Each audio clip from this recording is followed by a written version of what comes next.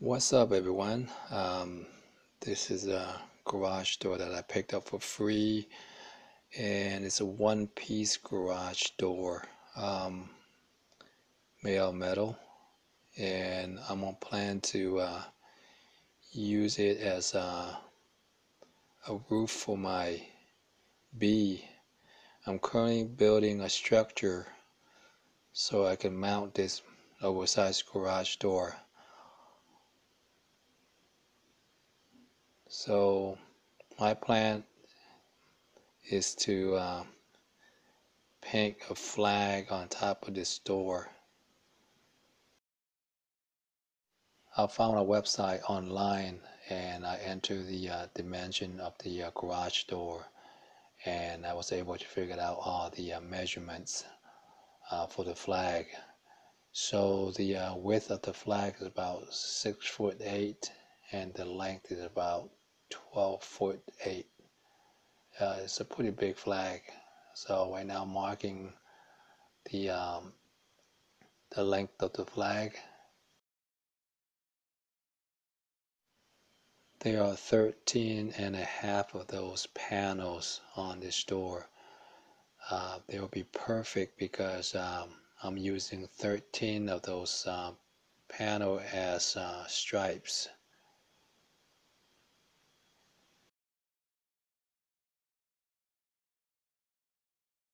So this is the app I use. It gives me the breakdown of all the measurements of the flag.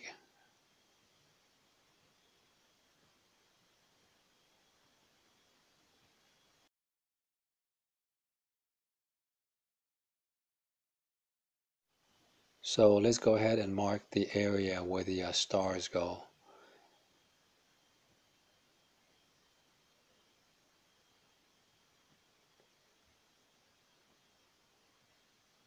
By chance, this marker is the exact same length as the distance between the stars, so I use it as a guide.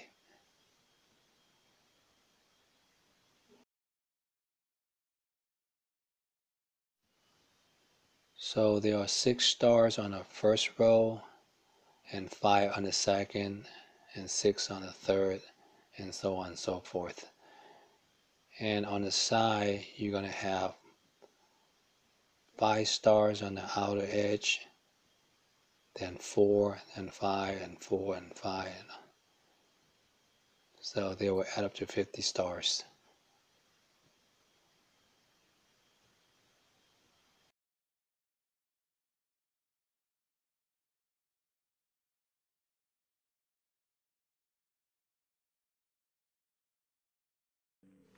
Alright, let's go ahead and clean this door up. I got a nylon brush, try to get as much of the dirt off of it. And after that, I'm going to come back with some spray paint and put some stripe on the flag. So I got a couple of pieces of laminate floorboard that I'm using. They work great. Cover up the area where I don't want overspray, and also give me a nice straight line when I'm painting the stripes on the door panels. While you're painting the stripes, if you got a little overspray, don't be too concerned. The lines, they don't need to be that clean.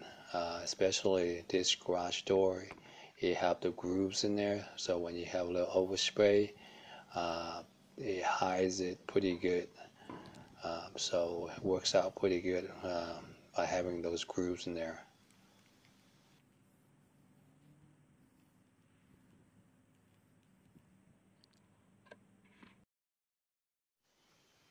This is a black and white flag with one blue stripe that support law enforcement.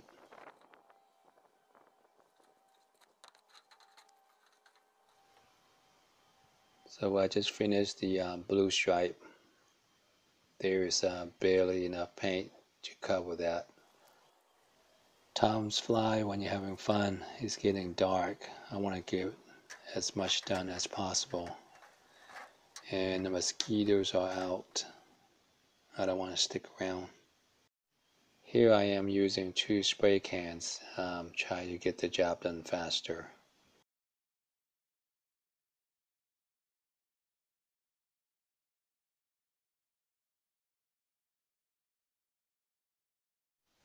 It didn't really help.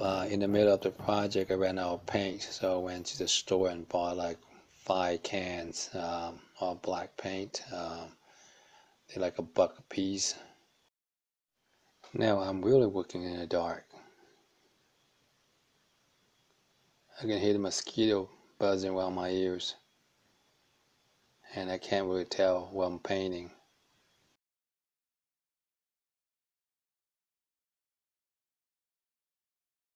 What do you know? I got a light on my camera that I could use.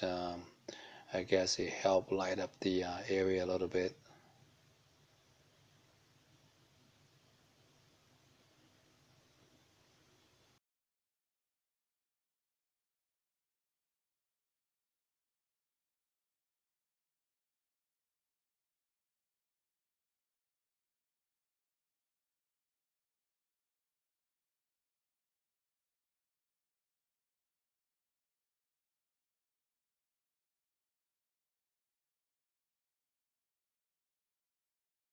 That's it. Getting way too dark to work. I'm calling it a night. And on the next day, continue painting the stripes and on whatever I missed from the night before. Do a little touch up here and there.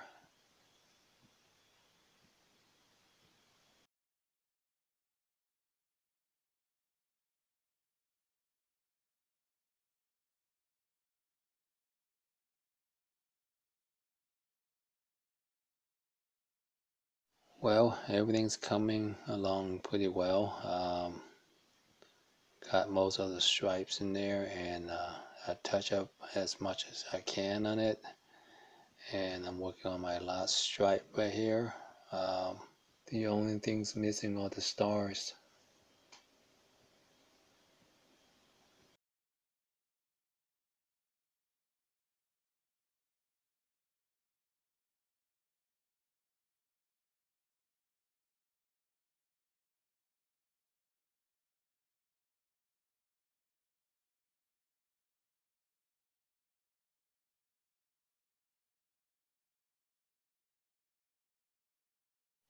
Based on the measurement on the website, I went ahead and printed out a couple of stars, and I'm gonna use them to test out the spacing and see how well they fit in this spot. These are 5-inch stars. I'm quite happy with the size, so I went ahead and made some styrofoam cuttings of those stars. So I want something sturdy. This way I can lay them onto the surface, and I can spray paint over them.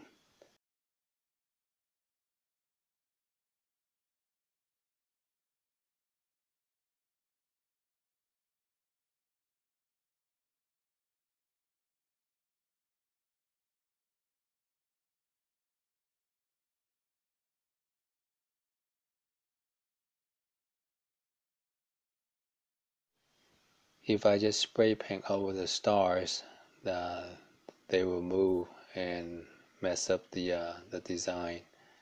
So I have a plastic brush that I used earlier. I'll use a handle to hold down the star while I'm spray painting the star to get a imprint onto the door. Like I said, they don't need to be perfect as long as I can see the stars. Here what they look like when I remove the stars. I get a nice little star imprinted onto the panel, and I'll just continue the process until I have all 50 stars. And once that is done, I'll come back and clean up the area where I missed with spray paint. Here is a suggestion. I use styrofoam. They melt when I spray paint, and I should use cardboard. As usual, the day before, I didn't have enough time to finish the stars up. So let's continue, get the rest of them done. So I cut the stars out of styrofoam sheet. This is more like a one-time use. The paint got onto the foam and started to melt the foam. So I think best if you get a piece of cardboard and cut your stars, and you can recycle and reuse them over and over again.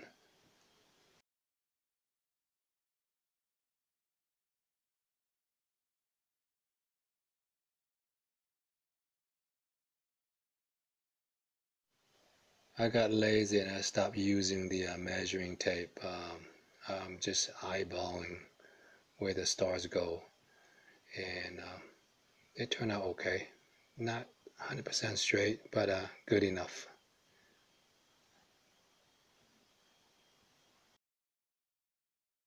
I had a couple cans of spray paint in my garage that I started out with. Then when I ran out, I went to the store and bought 5 more cans of spray paint. So it cost me about $5. So in a way, I think this is the cheapest project I ever worked on compared to the rest.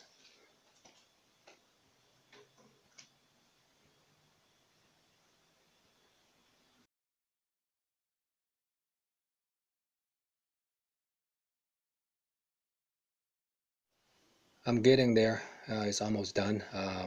Once I finish the putting all the stars in place, then I'll come back with a spray can and touch up the other spot to make the background all black.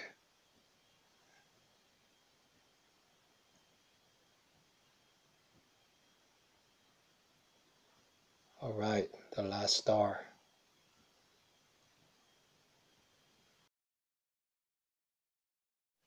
Here's an overview of the stars. Too bad. Looks pretty decent. The stars seem to be somewhat straight. You gotta look real closely to find the flaws. Let's go ahead and spray the background black so the stars will stand out.